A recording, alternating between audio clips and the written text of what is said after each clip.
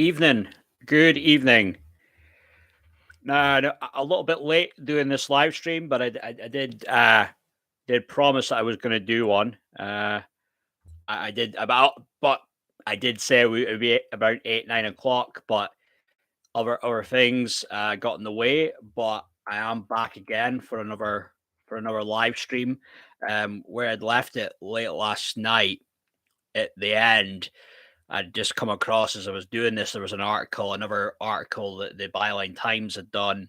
Old Danny boy, Dan Wootton, and that was something though that I was going to just leave that until this one and really get into that and get more into the thick of it. So this title, did Rupert Murdoch turn Dan Wootton into a monster? Yeah, I suppose you could say this is maybe somewhat of a clickbaity title, but I mean, first, right off the bat, though, I would say with Dan Wootton, I would say that Dan probably always was a monster. I don't think, you could say that's all on Murdoch. Ultimately, Dan was a grown adult. He's going to be responsible for his own actions. And I don't even know how often he would have even been around Rupert Murdoch. I don't know if Murdoch would have been there all the time, even in the UK at the Sun, the headquarters, whatever.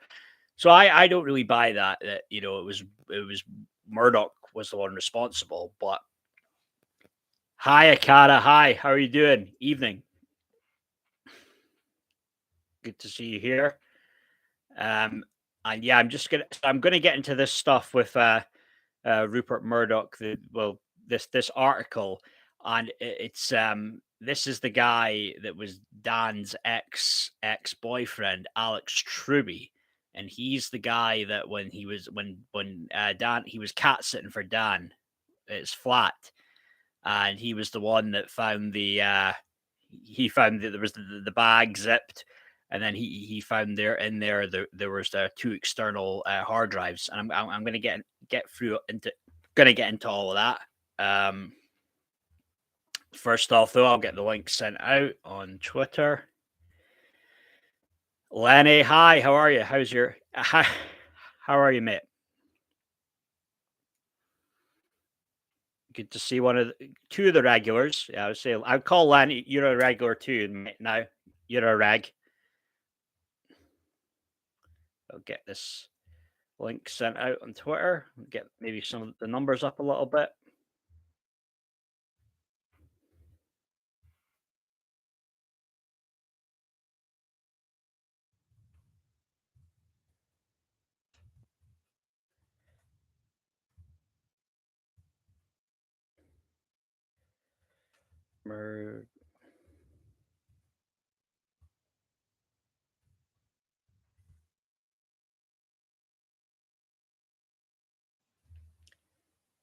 So good to see. It'll be interesting to see if we get some more numbers. I had a fear that oh shit, no one's gonna. It's gonna be too late. No one's gonna show up.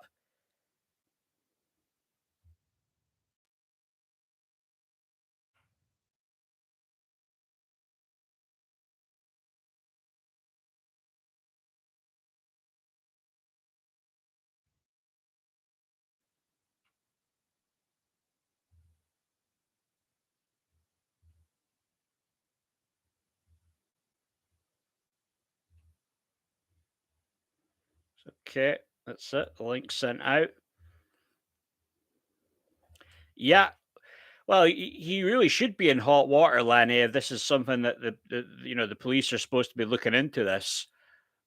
But I mean, I can't ever remember something like this where all these allegations, and if it's somebody in the public eye, like a TV presenter, celebrity, and they've just been allowed to carry on with their job. But goes back to my point from the very start that Dan obviously is very well connected, has friends in high places, and this is why he's still allowed to do this. I mean, he's no longer doing his weekly. I think he would do 2 articles a week for a Mail Online, and I think that's kind of obvious because I think if he was to carry on doing articles, it would probably be one of those things where it's you know, they'll probably have to turn the comments off, I doubt they would allow anybody to comment on it with all the stuff that's going on right now. And also, I don't think they really want Dan right now to be having a pop at people like, well, Meghan and Harry. Those are usually the two people they have a pop at. Well, he does, Dan Wootton anyway, and GBUs in general. So they would. I think they just want Dan to, I guess, lay low as possible as he possibly can for now. Obviously, though, they still want him out there because they want to make out as if everything's fine, it's all good, don't worry. And then all of his other buddies at GBUs will run to his aid right away. And, oh, it's not the Dan we know, blah, blah, blah, all that bullshit.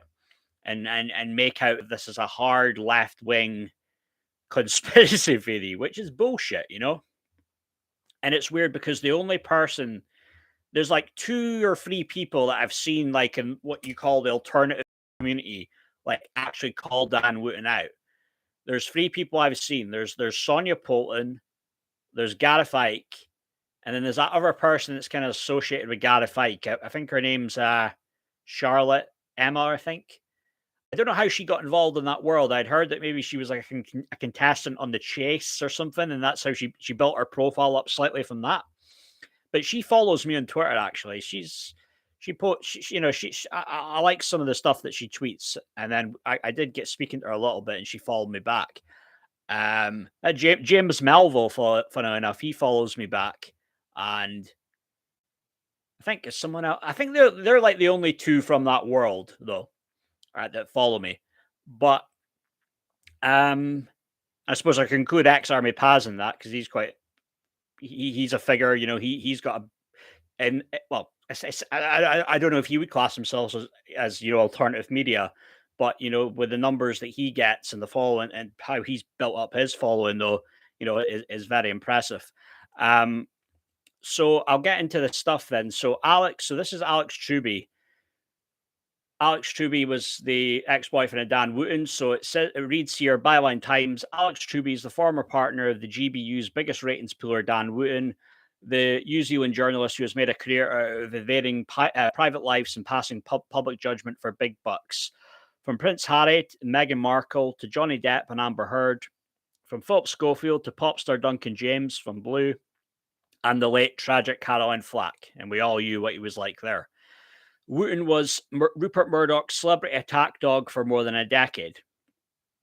I still think this is he was happy. He was very happy to do this. He didn't need any encouragement from Murdoch, in my opinion. So when instead of cleaning his clothes one fateful day in 2012, Mr. Truby happened, he says, upon Wootton's own dirty laundry, his conscience simply would not let him take the easy path of turning a blind eye, as many others have done since. In his first ever interview, Mr. Truby, gently spoken and determined, with a pronounced sense of fair play, relates the events that led to Byline Times' special 3-year investigation being published last month.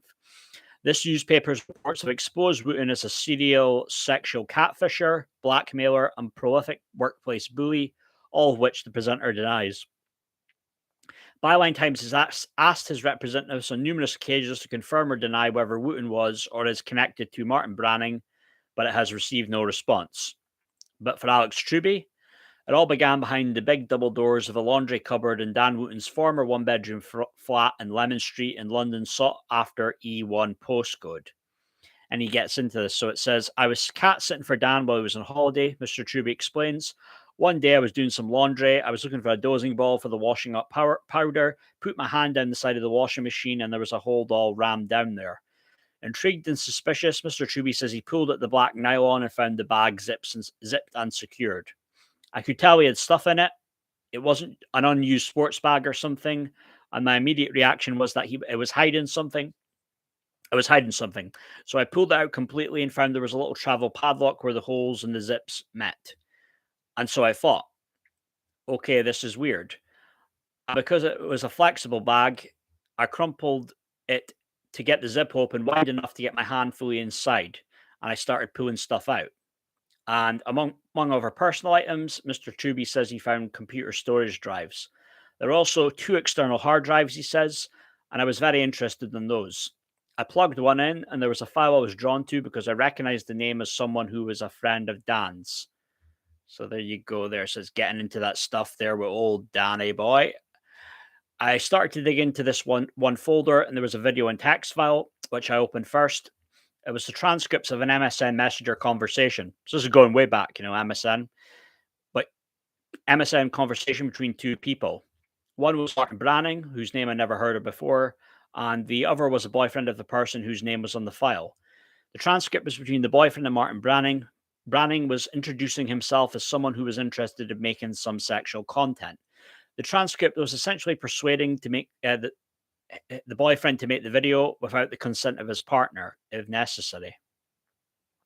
The video file was exactly what I expected based on the transcripts. It was a wide shot of a bed from a camera put up high in order. I immediately thought for it not to be seen, it was of two people having sex, and I took from it the video that Wootton's target had no knowledge or consent of it being made at all. He says, I'd always known Dan was obsessive about this person, but I never found it healthy. My immediate gut reaction was that Martin Branning did not exist. It didn't make sense. How could it have come into Dan's possession?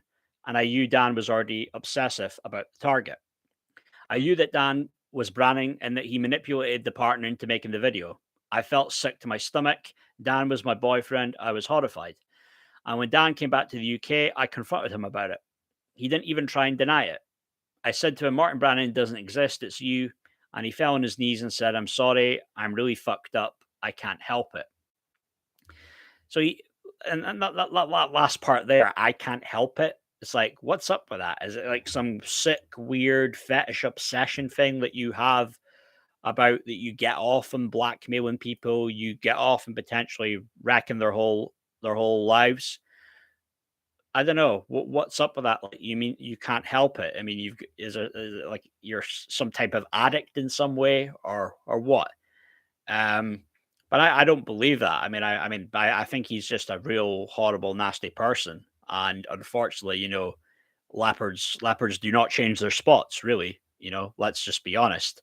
Um, and yeah, with this stuff, we've already heard a bit of this stuff before, but you know, it is just that thing, is that they think like Dan and all these people, and obviously the GBU's people, they think if they bury their heads in the sand, it's just going to go away.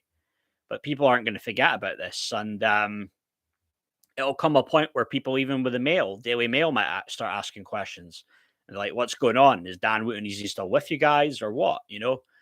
And but I know certain people, when they're in deep shit, they'll just think, oh, but it just, as I say, they'll bury their heads in the sand, hoping it'll go away eventually within, I don't know, a few weeks. And sometimes, fortunately for them, that's what happens, But I won't forget about this stuff with Dan Wootton anytime soon. And the people who really call out bullshit and tell it like it is, I don't think they're gonna forget about all this either. And my take, and I've been quite clear from just the start of this, I don't think it's got anything to do with Murdoch. At the end of the day, Dan was a grown man; he could make his own decisions. Did Dan really need to blackmail all these people? He didn't need to blackmail all these people. Dan did it because he could. That's what Dan got off on. He got off on doing it because he knew he could do it. That's why people like Dan do that. I don't think it's because some, whatever it was, Murdoch was at the time 76-year-old Australian billionaire. Okay, it was his boss, it's the head honcho there, but I don't think Murdoch needed to tell Wootton to do all these things. I think Wootton would have done it anyway. You can make a case in that tabloid world that some people will go crazy and they'll become shitbags, right? But then there's probably a lot of people that are already shitbags to begin with, and that's why they're drawn to that line of work. It could work both ways. I'm a wrestling fan. People say that, well, the wrestling business, you become crazy when you're in it, or you're already crazy and that's why you join it. So it could be that similar kind of thing with Dan, though, in the world that he's in, though, as well. No doubt. If there's any comments there you have on Dan Wootton, your thoughts on that, guys, give me a shout. Just let me know. Let me know your thoughts on this. I don't know. For me, it's still out there, the story, but it's not the big thing. It's not like Schofield The Philip Schofield thing 2 months ago. Uh, well, yeah, it was about 2.5 months ago now, but that was like everywhere for about 5 weeks. You couldn't get away from that story. But it's a little bit different with Dan though, because the mainstream aren't really reporting on it. You don't see. I don't think BBC are doing anything on it. Are they talking about it, or ITV? So I think this is a sign because he is well connected. But but now just talking about this, apparently Dan Wootton's fundraiser though is frozen at 25%. It hasn't moved in days. So I thought he'd have some friends in high places who'd be able to help him out with his fees, but then these are just for the suckers, right? Us peasants to fall for this shit about this the hard left blog on this deranged campaign harassment designed to destroy him. And he has to put at the start financially, obviously, because that's the thing. You got to see that, and then you're going to feel bad for him, and then you're going to donate money, but also that it's to destroy him financially, mentally, and professionally. Well, I would say, Dan, that you probably wanted to destroy people mentally, professionally, emotionally. You probably would want to destroy them financially as well, but you got off on destroying the lives of other people, Dan. And you're just a nasty guy. But that's funny though to read that there's £150,000 goal, and it's only at £38,109 right now though for Wootton for his legal fees. That's just some funny stuff right there. Uh,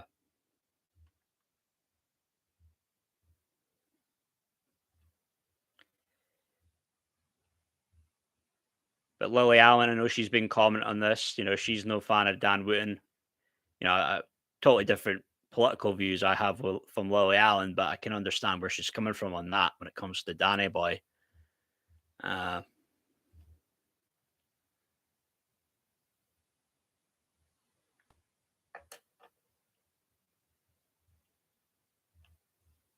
Guys, can you hear me and see me okay? I don't know. I wasn't sure if someone had froze that's going about. Somebody give me a shout or.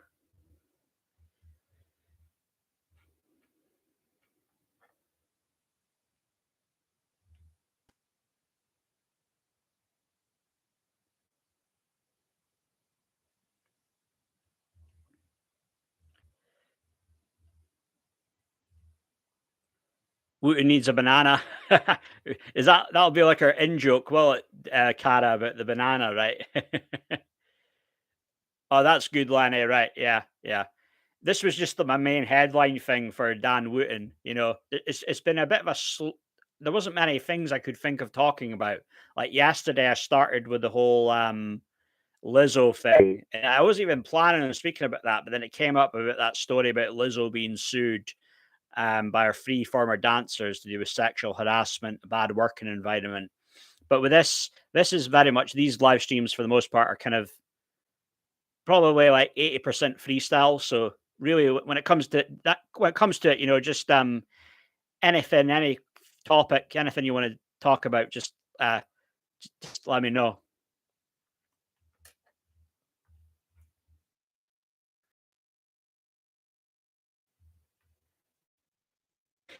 The percentage game.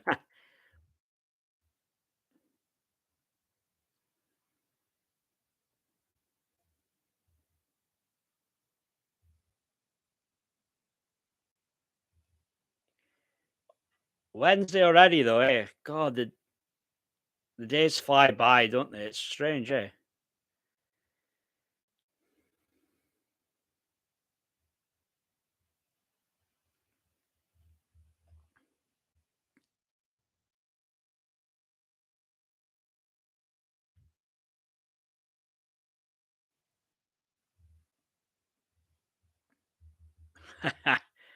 That's maybe what it is, Cara.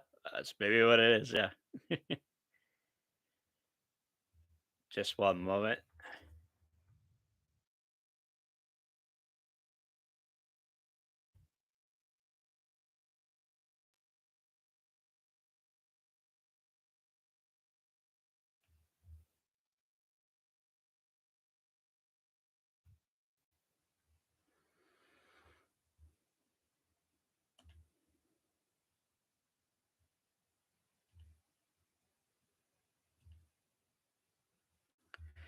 Yeah, you say that, Cara, but I still feel like you'll get away with it. I don't know what it is. I suppose in life, when you're patient, what goes around comes around, eh?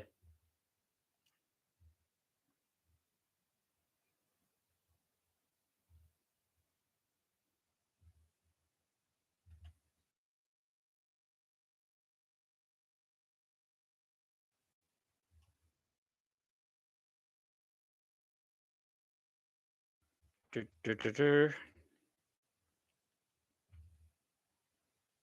Mhm.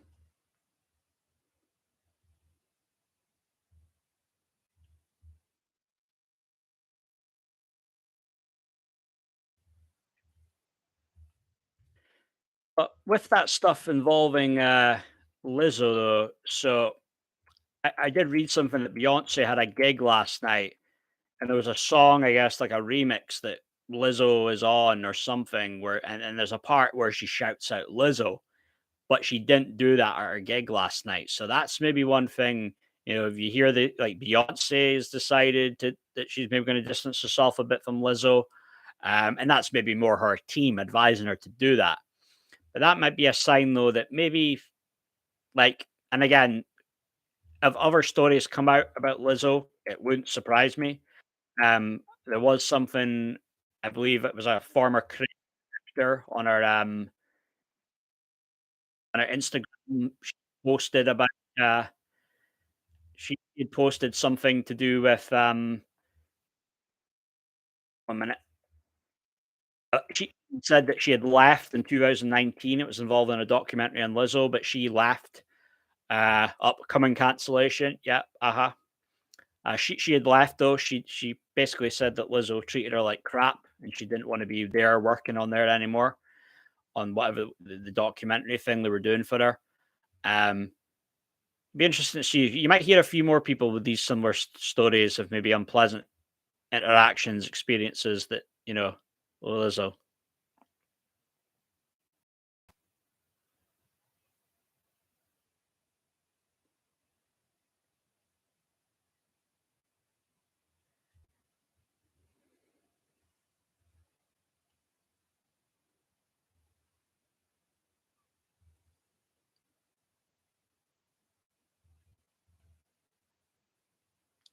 So apparently, the two of them have joined.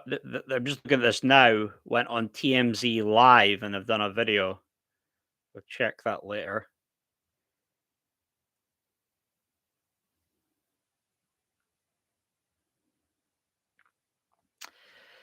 Someone says here on Twitter, the rise and fall of Lizzo has the pop icon gone from being a champion of body positivity and feminism to the verge of cancellation for sexual harassment and body shaming. She's built up a big name, though. You know what I mean? So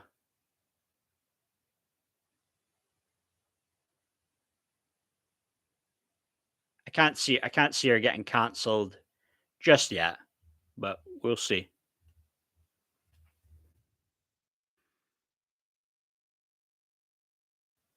Oh, Leah Remini, she's suing.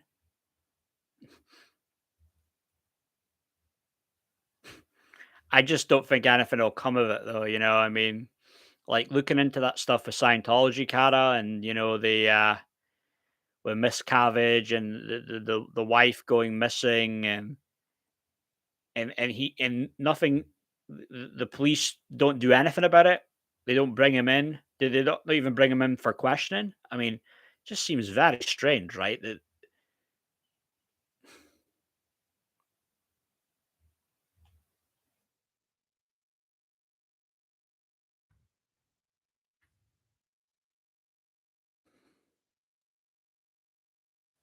hmm.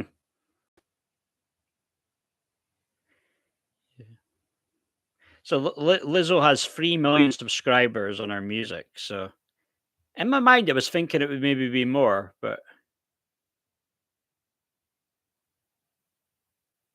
maybe this is just more of a media thing, though. To be fair, they pump her up more to be a bigger deal than what she is, and that is really what it is. Let's be honest. This is like she is definitely an industry performer.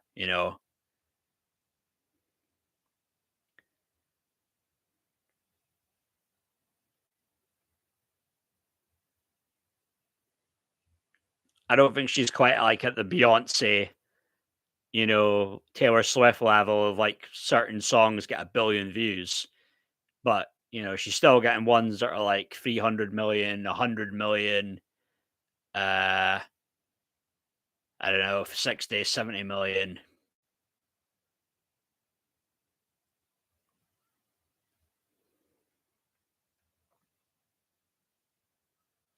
But I think I had in my mind she would have bigger following. But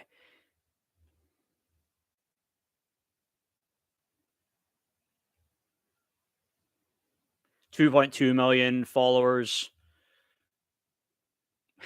Funnily enough, not many people that I follow actually follow Lizzo, so that must mean something, right? Only 5 people, and they're kinda like music-related people. Yeah, yeah, Lenny, I would say, Lenny, when it comes to Lizzo, Lizzo has one song that I think is quite good, and it's, "Juice." "Juice" was quite a good one, but from back in, like, 2019. But apart from that, though, I'm no fan of her. She'll have a couple of songs that they'll have in the adverts, but yeah, Cara, that's the big one, 306 million, But then, billion is what buddy Beyonce and Taylor Swift get though. But I mean, obviously, still 306 million is still pretty damn impressive though. Don't get me wrong, but and you say oh the police are handsomely paid. Oh, of course, yeah, of course they're handsomely paid, and well connected in certain secret societies.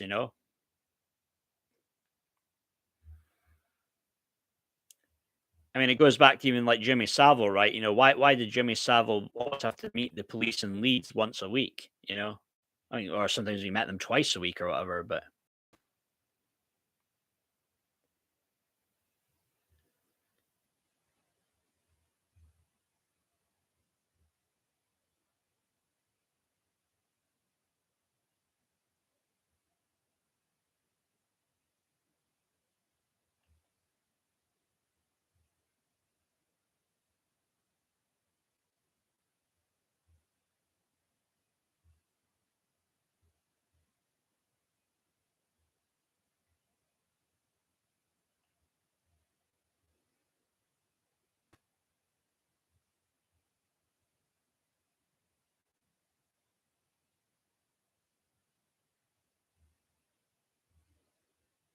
exposed as drunk on power and bit of a bully, famous and gone mad. All her accusers are fellow black ladies, so I assume this isn't a racial thing. No, it's not, but Lanny, but it is kind of funny that something was involving to do with racial. Remember, because I was reading one of the articles last night was saying something about like making it like a racial thing, but uh I mean they might not all be black ladies, they might be like mixed race or Latino. Um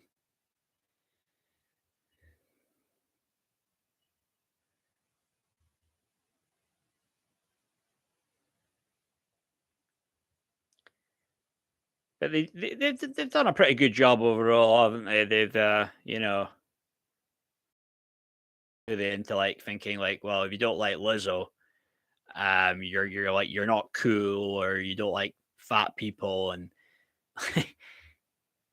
they are very persistent about who they push, aren't they? The machine.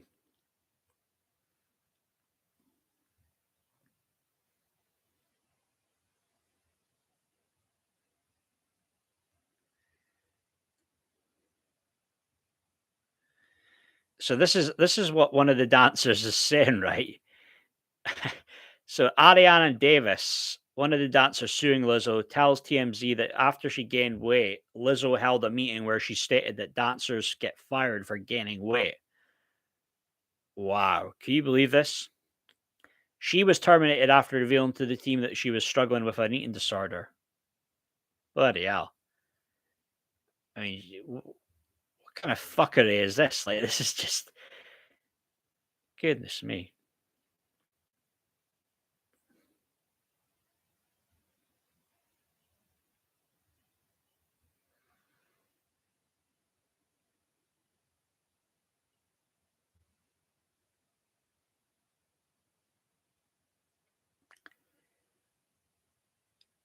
filmmaker that said that she came forward about Lizzo's mistreatment in 2019. I was treated with such disrespect by her. I witnessed how arrogant, self-centered, and unkind she is.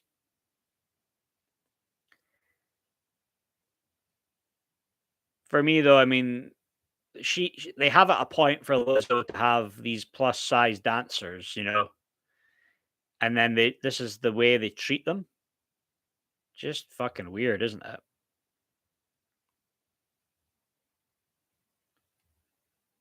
Yeah, yeah, yeah. I know, Lanny, I know. And they pushed that, wasn't it? What was that advert that time?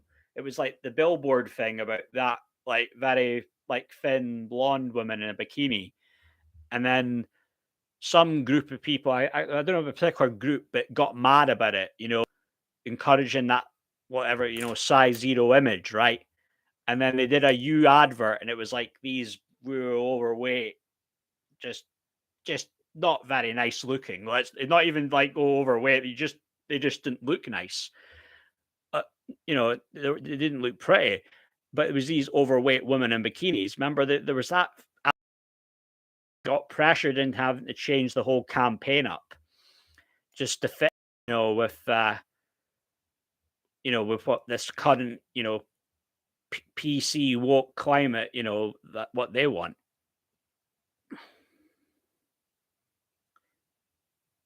Yeah, yeah. You didn't read it wrong, Lanny. That's what's happening. Lizzo is very overweight, probably more overweight than the dancers, her backing dancers, and that's the allegations that they were bullied for being overweight. But she specifically would have plus size dancers. You know, there had to be some kind of like weird, twisted mind game going on there, right?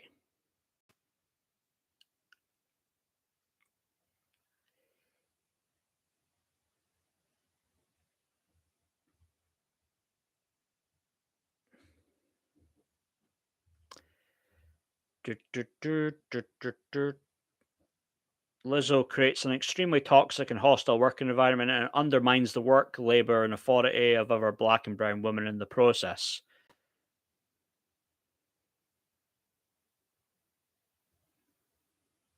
She's a narcissistic bully and has built her brand off of lies.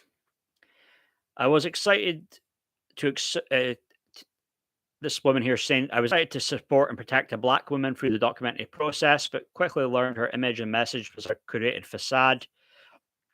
I stand with the dancers and anyone who's had similar experiences working with her team. The working conditions are not okay.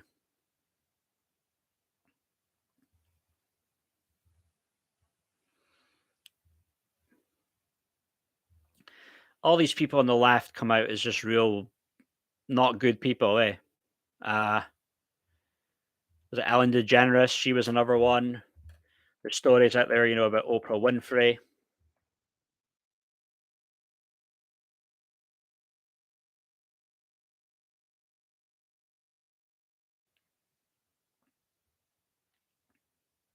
And overused Justin Trudeau. Justin Trudeau was separated, him and his wife. This is Sophie.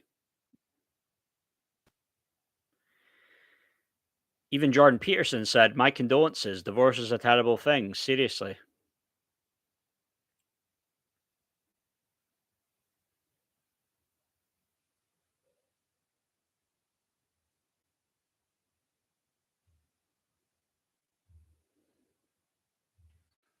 So it was first Bill Gates, and now Justin Trudeau.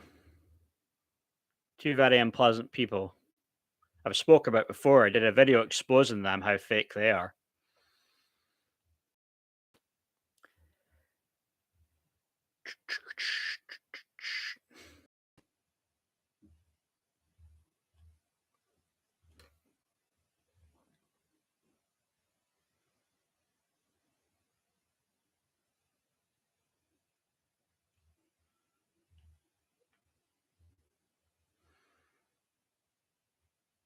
So, did you ever listen to Lizzo? Any Lizzo songs, Cara? Did you like Juice? As I always say, that was like the only one song I liked of hers.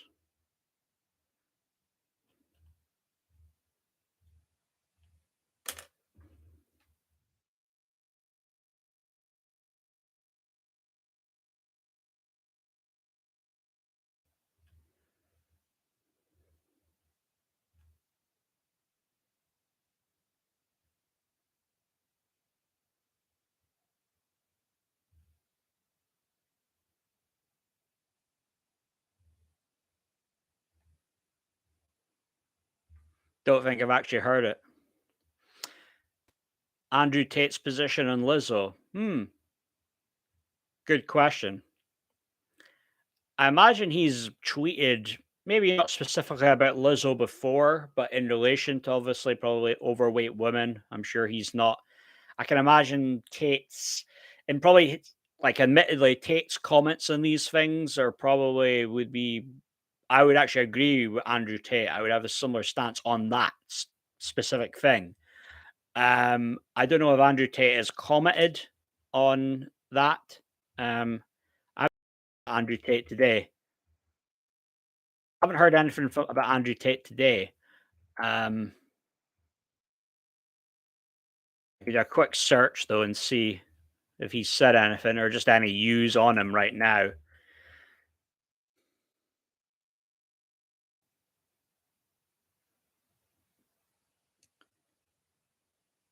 Something about Mr. Beast or something.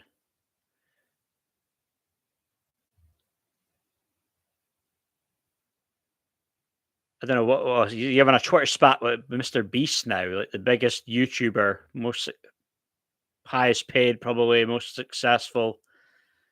Something going on there with him and Mr. Beast. Let me just see. So Andrew Tate calls out Mr. Beast for not donating money he believes he rightfully won.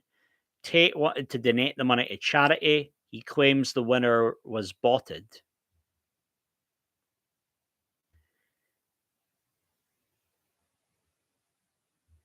So this is about apparently that somebody who had the most liked reply to this in 48 hours gets all his Twitter revenue. And then something here about, oh, this is a lie. They bought a random tweet after I won. Refused to donate to Islamic countries, refused to help innocent children, refused to help the world, only push the agendas of Satan. But then again, even if Tate replied to Mr. Beast's tweet, I don't think Mr. Beast was going to include Andrew Tate, a guy that's going through all this with rape and human trafficking allegations. This obviously would have excluded one Andrew Tate. Um,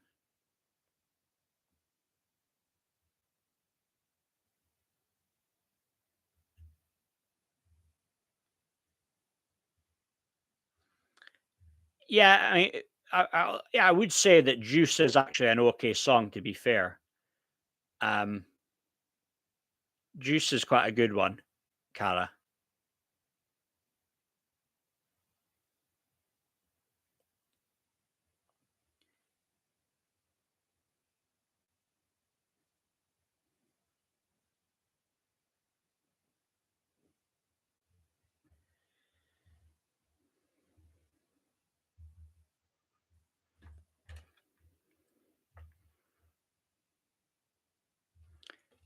Wonder if Maureen's around.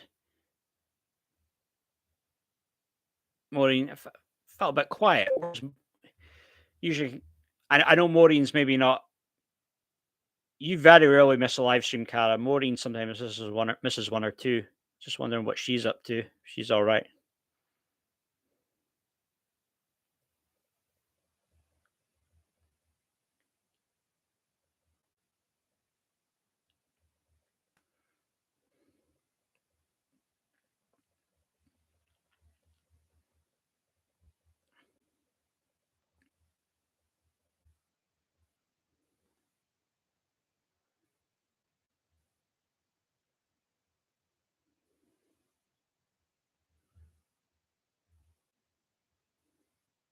Paul Rubens died the other day.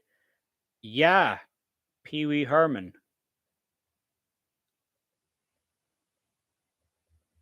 Just 1 second, just messaging Maureen.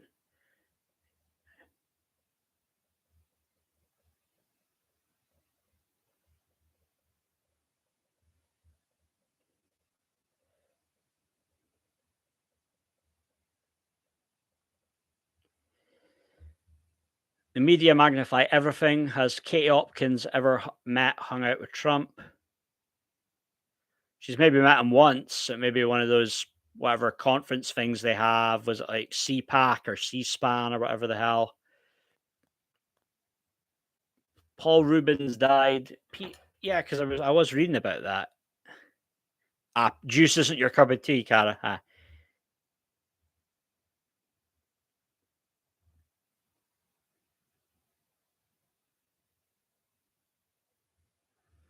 Paul Rubens. Paul Rubens, American. Yes, yes. Pee Wee Herman. I wasn't. I'm not that familiar with Pee Wee Herman, to be honest with you. Um, I Pee Wee Herman was involved in WWE. He had made a couple of appearances. He did something with The Rock. He seemed kind of funny, to be fair. Thought he was all right. Is it fair to say Pee Wee Herman? Was he? I mean, was he before or after Mr. Bean? Is that like basically Pee Wee Herman was the American version of Mr. Bean? Is that fair to say?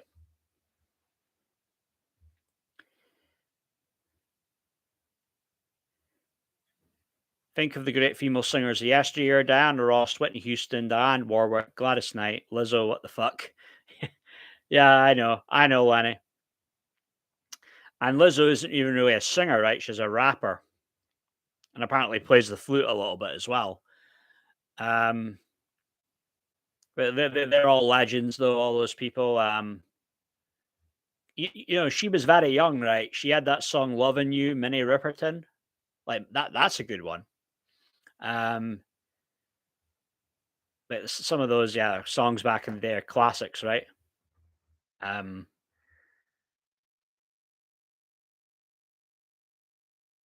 I remember there was a one I heard on TV. It was a Denise Williams, "Got to Be Free." That's a good one,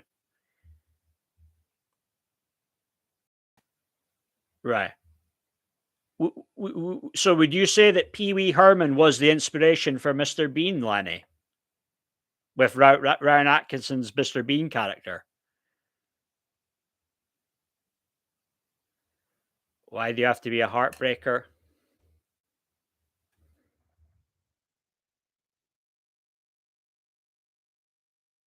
Anne Warwick. I did see a documentary on her recently. Yeah,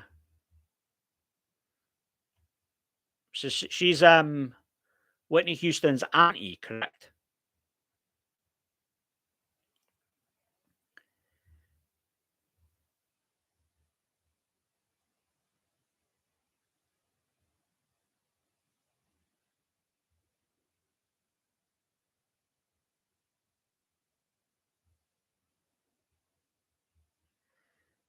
Time, better quality singers. They carried themselves a lot more class as well.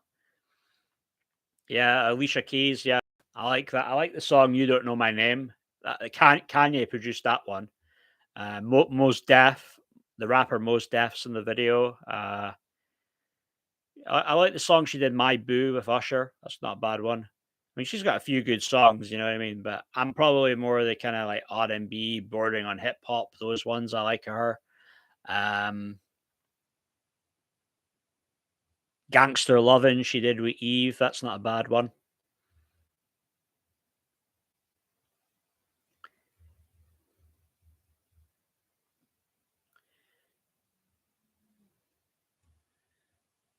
Was the Bee Gees, did they write stuff? I know Bee Gees had a song Heartbreaker, did they? I don't know. Would they have? They might. I guess they might have written for some like a Diane Warwick.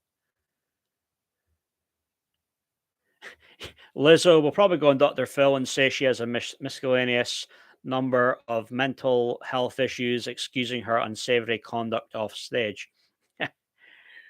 No, no, she'll go on her Buddy Oprah's show. She's going to do an interview. That'll be. I mean, that's the thing, right? Like now, the her team are going to be like in damage control mode. So now they're going to think, oh shit, how are we going to be able to like control the narrative and get have her looking like have her in a positive light, try and show Lizzo in a good way. So there'll be some probably talk show interview that she'll do where she tells her side of the story, blame it on mental health problems. Maybe she's had to do anger management, some shit like that.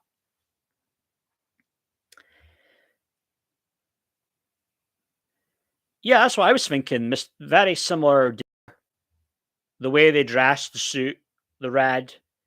Yeah, very similar, right?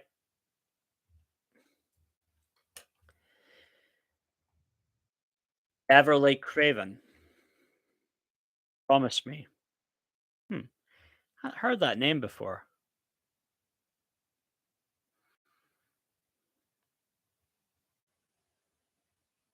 So she was around 90, what, late 80s, early 90s, Beverly Craven? She was around that time. Chances are she was probably all right, eh? Amy Winehouse, yeah, yeah. I mean, where do you start? I mean, I like one of the songs that Amy Winehouse did with Nas. You know, I mean, there's so many good songs that she had. Valerie, I suppose. I think probably Valerie is probably my favorite.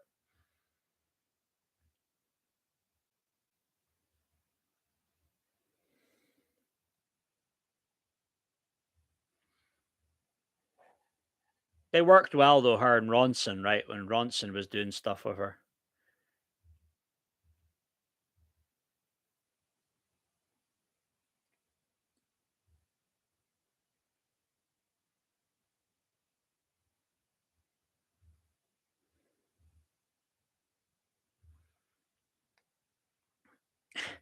Olivia Newton-John. Eh, some of her song, maybe a couple is kind of catchy. Not that I was that familiar with her stuff or music career. You know, I watched Grease. It was on telly when I was like 5, and Shaka Khan. Yeah, I feel for you. I like I feel for you. That's a good one. Shaka Khan, Shaka Khan, Shaka Khan. Melly Mel doing the rap. Yeah, what was it? The song that Shaka Khan had, was it? Uh,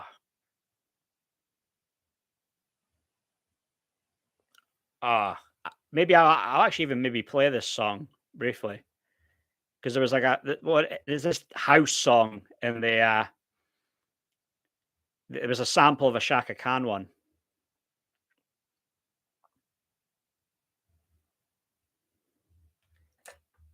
One moment.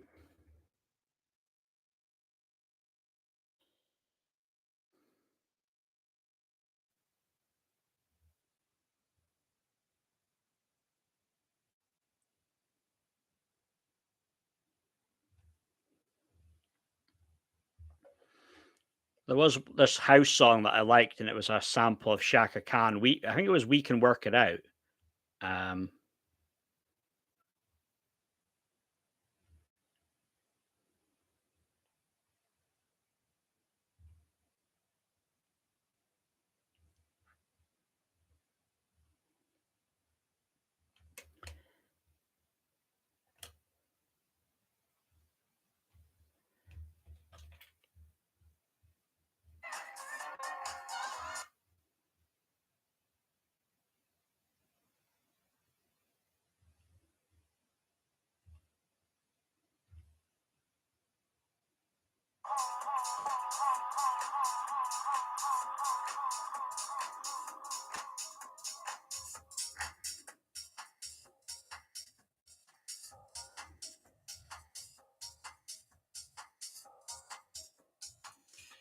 Tell me if you reckon this one coming up.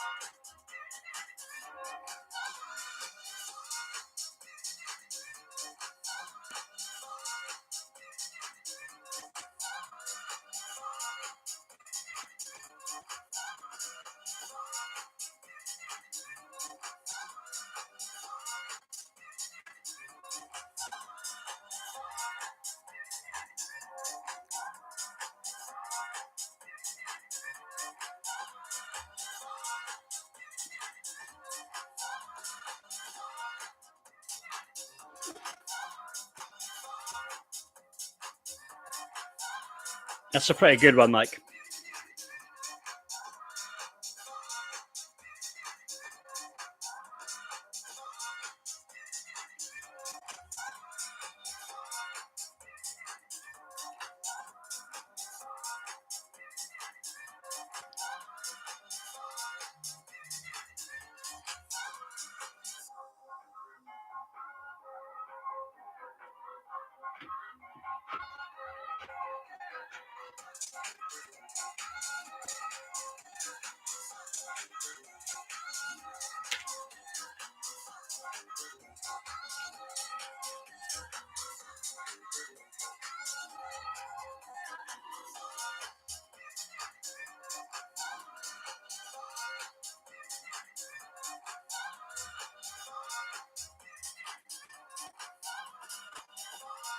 dur, dur, dur, dur.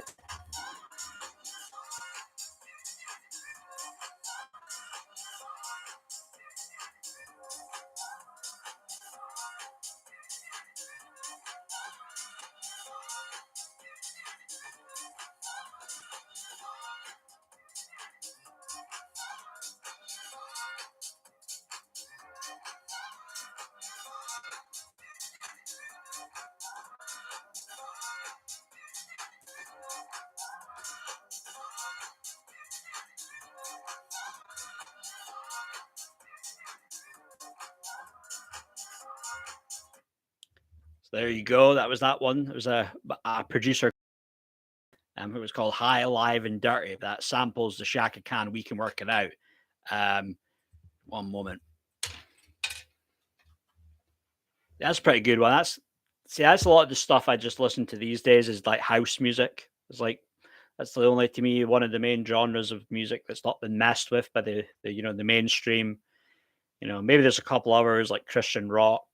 Maybe they leave country alone for the most part, but it's only really stuff like house music I listen to though. Um, yeah, yeah, that Maxine did have a song, I think, wasn't it? But then I think Marty McCutcheon, she at least like had a few hits and an album that did all right. But then she just kind of went away though, eh? But God, you remember Lenny? There was Ricky from EastEnders. Ricky even had a hit, Sid Owen. It's like this reggae style song. Remember that?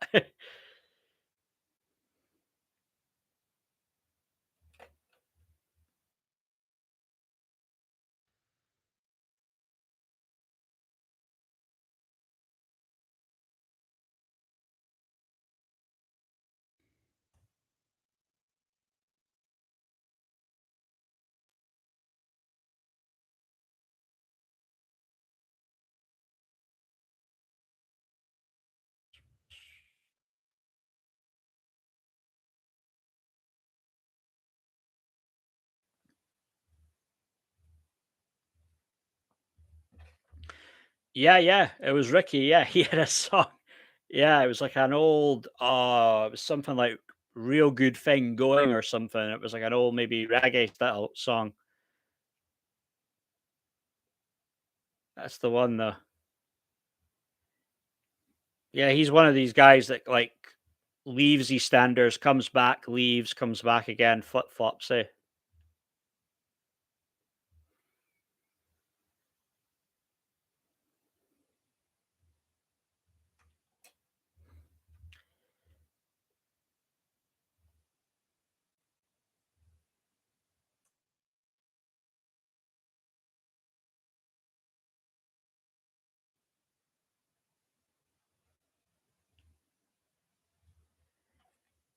Ricky, yeah, yeah, that's the one. Eh? Bianca and Ricky. I mean, they it's not like they had their wedding in 97, 98. It was one of the most viewed episodes of all time. Eh? Yeah, that puffer jacket that she would always wear, hey, Letty.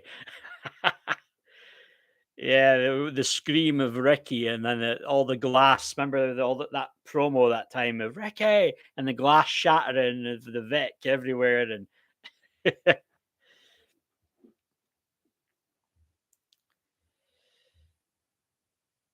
it just dragged on that storyline. They were like a couple that should have stayed together, right? Okay, have a bit of bickering and what have you, and like make it appear like you're on the verge of maybe breaking up, but then always usually kept them together, right? Like they could have been like Jack for EastEnders, right? You know, but then I think because what Patsy Palmer wanted to go on and do things right, she's like out in LA. I remember she like posted a photo of her and Dr. Dre once or something, and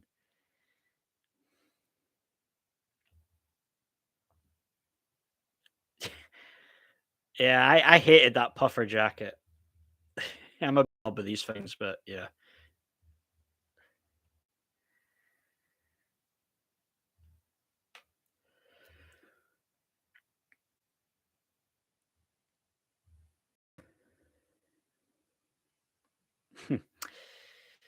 So Donald Trump saying he has more support than ever before it as he is indicted.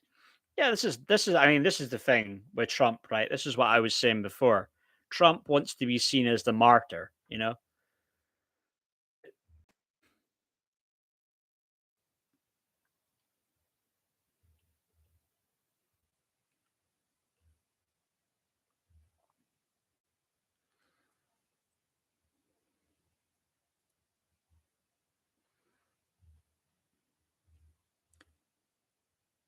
But I'll say this much though: if Ron DeSantis has no chance, then I would want Donald Trump to get in and become president next year, though.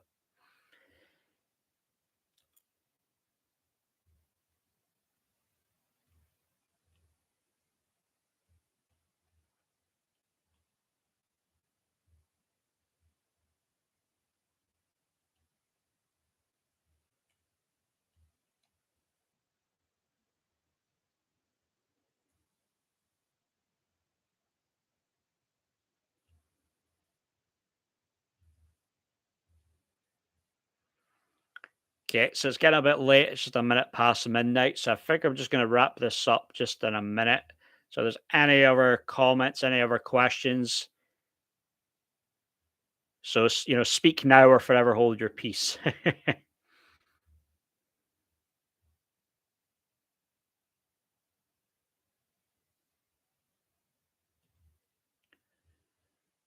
See, Sam Harris is trending. Islam deserves all the respect. Every religion does. Yeah, well, fair comment. Yeah.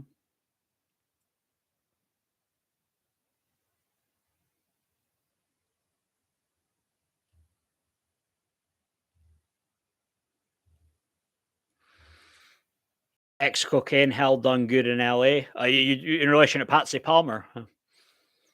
Well, it's even like Sid Owen. I don't know what else Sid Owen does, but Sid Owen. But the Ricky character, like I remember he was on some show, so showing off his like fancy pad. It was like you're talking like he had like a was it like a maybe like a free £4 million mansion in France or something? And people were thinking, how the hell is he that loaded? Um, Moon is working in Ladbrokes. Well, everybody's falling on hard times, right? You got Stacey Slater that has got her little burger van, and then she's now on OnlyFans to help pay the bills. And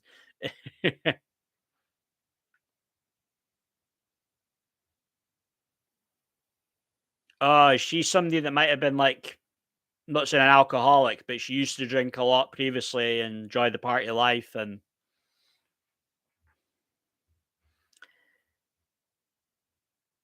but Alfie Moon, he's another one, isn't he? Comes back, goes away, comes back, goes away. It's certain, I think there's a reason why people don't watch the show anymore. They bring in these new characters, and a lot of it is to be woke, and these characters don't work.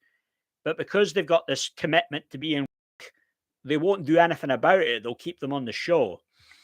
I mean, remember 20 years ago that Indian family, the Ferrara family or whatever, and then they basically they blamed them for the reason the ratings went down. And what happened, right? Gradually, each person got booted off the show, you know. But they won't do anything with these other characters. You know what I mean? they were making it a thing. And you've had a lot of Asian characters throughout the years in EastEnders. You've had even black characters, mixed race characters, whatever. It shouldn't really matter. But if something's not working, like I'm surprised that, like even that Lola character is still around for about 10 or so years. And they dragged that thing on about having, I mean, obviously it's a terrible thing to go through cancer, but they dragged that thing the fuck on though, right? I mean,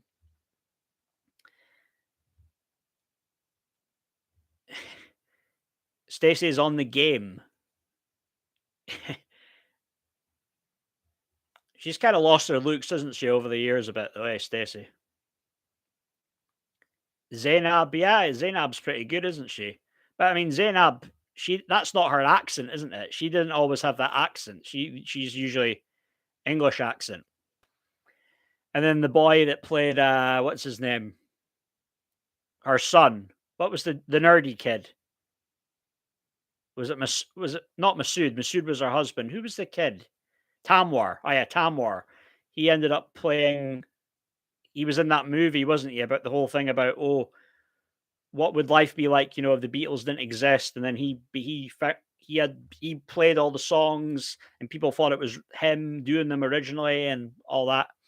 I've actually got that film. I've never got around to watching it though. It's called Yesterday. Yesterday.